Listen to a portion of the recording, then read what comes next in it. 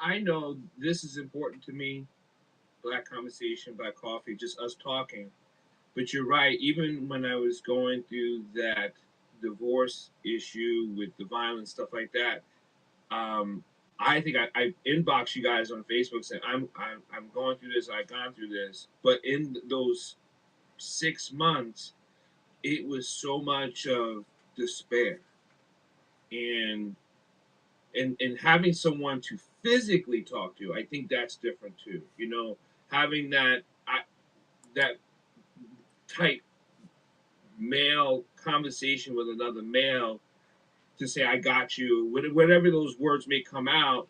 I didn't have that, and that was a lot of pressure for me. I always say to myself, there's one phrase I always say, and this maybe just from post traumatic.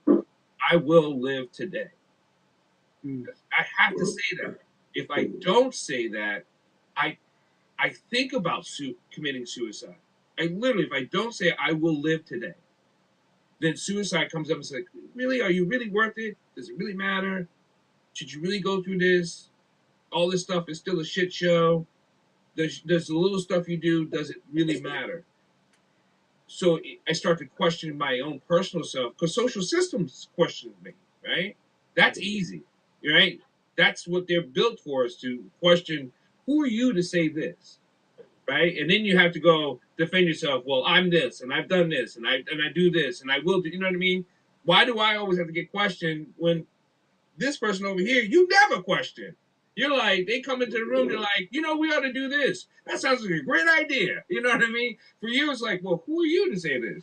But so that I think that happens, and I think that's what you're talking about, Chad. I think it's a lot of pressure. Let's look at the bigger picture as well. In our community, the elephant in the room is mental health. Yeah. We rarely talk about that. That's the elephant in the room, deep embedded in our community. We got so much trauma from so many years we never addressed and never, sit down and talk to a counselor. It's like I had a conversation with individuals in my community, and I'm in the South. Take it to the altar. That's the answer to everything. You know what I'm saying? Take it to the pulpit.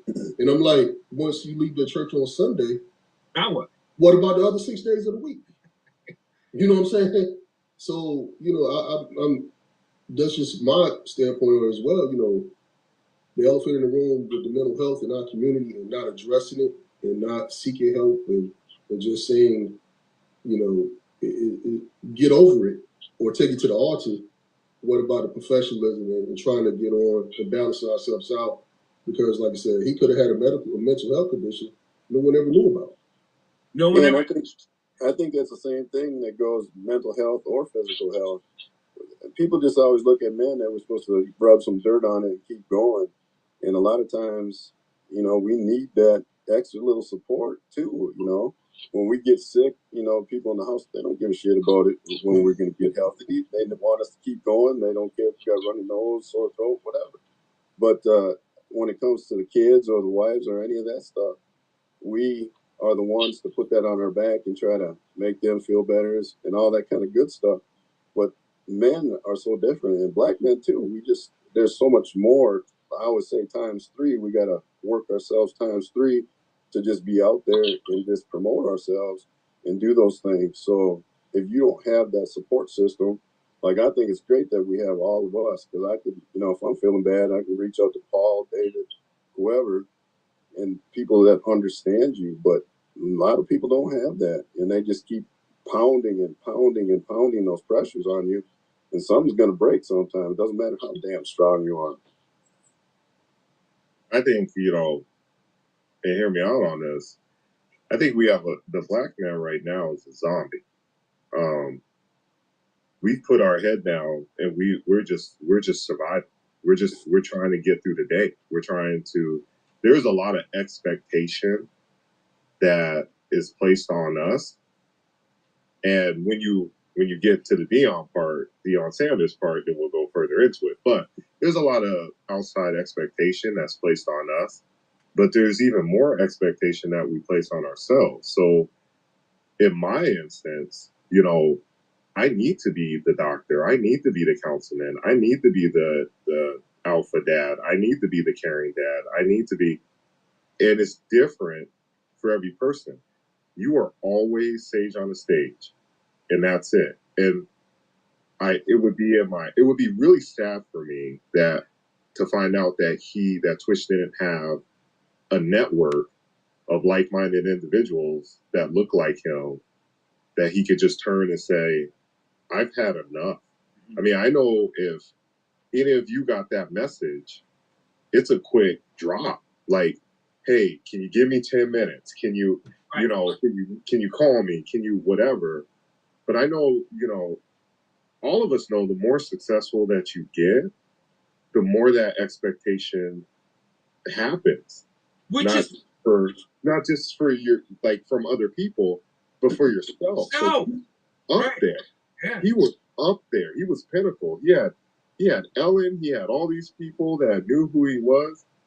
And I just hope that when he reached his pinnacle, philosophically or physically, whatever, I just wonder if he had a network around him that he could speak to that was on the same level as him. Because that's another thing. It's like we can speak to people back home, but can they identify with what we're going through?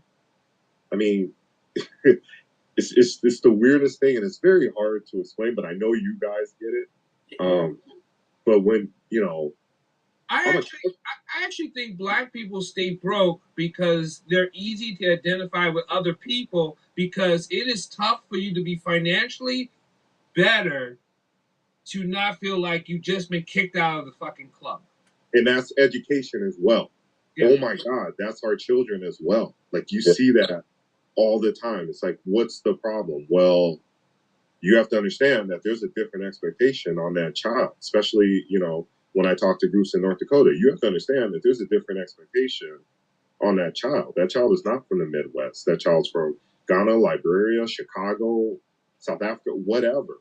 But there's a different expectation that his or her parents places on that student, that the school expects of that student expects from himself, and that America expects from that student. I mean, think of that backpack. You put that all in the backpack, and your legs are big because you're carrying that the whole time, right? Every test you take, every test you don't do well at, every time someone looks at you and say, how come because I did it when I was in school, in the 80s, right?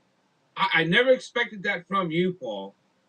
Why the fuck not? I'm 15. Why can't I not do it, right? Right.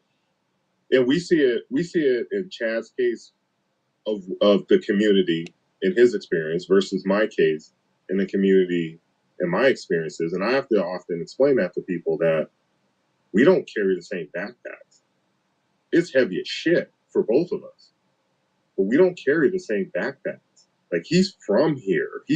His outlook on what is happening is way different. I'm an implant, and what I bring to the table is a little different than what Chad brings to the table. But like, his experience is not my experience, but I understand his experience and he understands my experience. And I think that's powerful when you can get a group like that. And it's unfortunate that he moved, but I get it, and I think that's important. I have a tough question. It's not tough. Do you think they give you a